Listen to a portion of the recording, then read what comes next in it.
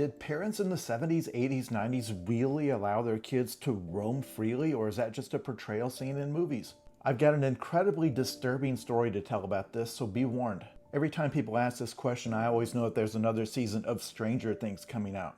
Because in that show and in the movies that it's imitating, the kids go off on bicycle adventures for seemingly days at a time with the parents not caring where they went. Was it really like that in the 1980s? Yes, it absolutely was. Me and my brother walked to elementary school. We would go off and play in the woods by ourselves all day, and our parents had only a broad general idea of where we were. And in fact, I assume that it is still like that for lots of kids. It's just that there are certain parts of the country where you don't do it. Or at least that's what I thought, but then I look it up and there's headlines like, Georgia mother arrested after child walks less than a mile from her home.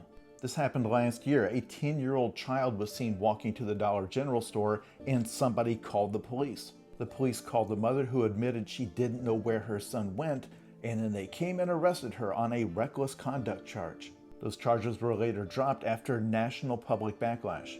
But that is not the incredibly disturbing story I was talking about earlier. That's coming next.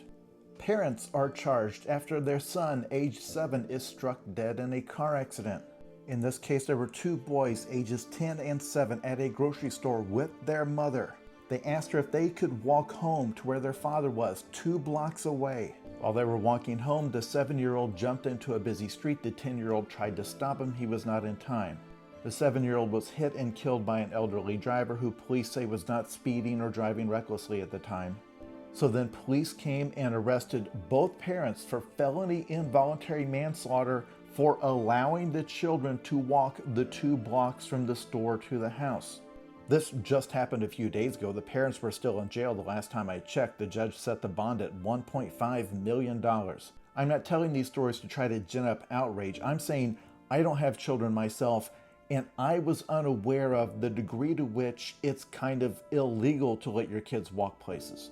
So I am asking the parents out there, are stories like this news because they're rare, because these kind of arrests and charges don't happen very often?